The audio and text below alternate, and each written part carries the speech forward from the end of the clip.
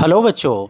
आज हम लोग मराठी अक्षर भारती इयत्ता 10वीं का लेसन नंबर 2 संतवाणी इसका दूसरा अभंग योगी सर्वकाळ सुखदाता इसके क्वेश्चन एंड आंसर स्टडी करेंगे। प्रश्न 1, खालील चौकटी पूर्ण करा। अ, अभंगात वर्णिलेला चंद्रकिरण पिऊन जगणारा पक्षी, यानी इस अभंग में जो डिस्क्राइब किया गया है बर्ड जो चंद्रकिरण यानी चांद की किरणें मूनलाइट पीकर जीता है, तो वो पक्षी कौन है? चकोर। आ, पिलांना सुरक्षितता देणारे, पिल्लू को बच्चों को सेफ्टी देने वाले क्या है? पक्षिणीचे पंख, बर्ड के फेदर, विंग्स। ई, स्वतःला मिळणारा आनंद, खुद अपने आप को जो खुशी मिलती है उसको क्या कहते हैं? स्वानंद तृप्ति। ई, व्यक्तिला सदैव सुख देनारा, इंसान को हमेशा सुख देता है, वो कौन है? योगी। प्रश्न 2, खालील आकृति पूर्ण करा। नीचे का जो फिगर है इसको कंप्लीट करना है। तो योग्याचे मृदुत्व सर्वांशी त्याप्रमाणे, योगी का जो मृदुत्व है, कोमलता है, उसका जो डिसेंसी है, वो सबके लिए फ़ायदे की चीज़ है। तो इसी तरीके से पिलियांसी यानी बच्चे के लिए, बर्ड्स के बच्चे के लिए क्या है? पक्षिणीच्या पंखासारखा, पक्षिणी के पंख के जैसा। और सेकंड है जीवांसी यानी जानदार चीज़ों के लिए पाण्यासारखा, पानी के जैसा। और तीसरा है चकोर के लिए चंद्र किरणासारखा। प्रश्न 3, खालील तख्ता पूर्ण करा। नीचे का जो टेबल है इसको कंप्लीट करना है। योगी पुरुष आणि जीवन यानी पानी यांच्यातील फरक स्पष्ट करा। योगी पुरुष में और पानी में, क्योंकि इस लेसन में तुलना की गई है, कंपैरिजन किया गया है और योगी पुरुष को श्रेष्ठ बताया है, तो इसका डिफरेंस हमको लिखना है।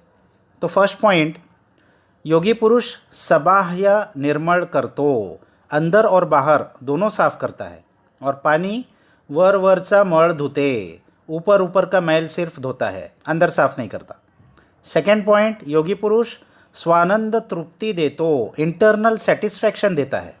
और पानी तहान शमवणारे क्षणाचे सुख देते, यानी प्यास बुझने का वक्ती तौर का खुशी देता है।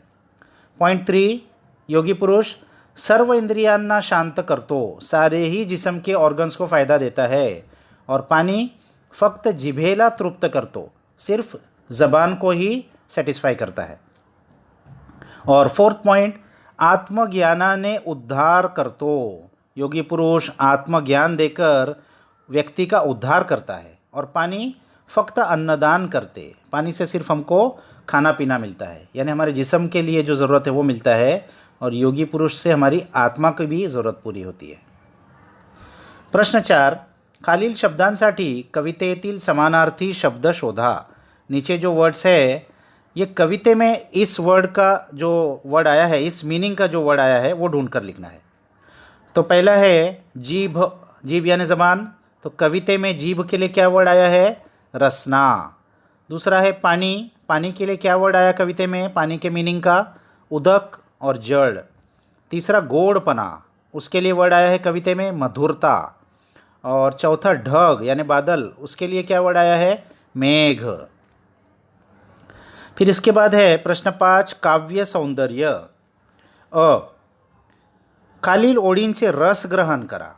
रस ग्रहण हमने पहले अभंग में भी देखा था, 3 पॉइंट्स होते हैं उसमें। तो कौन से ओळी का, कौन से स्टैंजा का करना है रस ग्रहण? तैसे योगियासी खालुते येणे, जे इहलोकी जन्म पावने, जन निववी श्रवण कीर्तने, निज ज्ञाने उद्धरी। तो इसके अंदर पहला पॉइंट हमको लिखना है आशय सौंदर्य, तो वो ये है।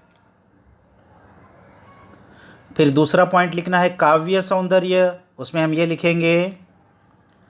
और तीसरा पॉइंट है भाषा वैशिष्ट्य, तो उसमें ये लिखेंगे। फिर आ है योगी पुरुष पाण्यापेक्षा श्रेष्ठ आहे, हे तुमच्या शब्दांत स्पष्ट करा। योगी पुरुष पानी से भी ज़्यादा अच्छा है, ये अपने वर्ड्स में हमको लिखना है। तो इस लेसन में तो हमने ये पूरा डिटेल में पढ़ा है, तो इसका आंसर ये लिख देंगे।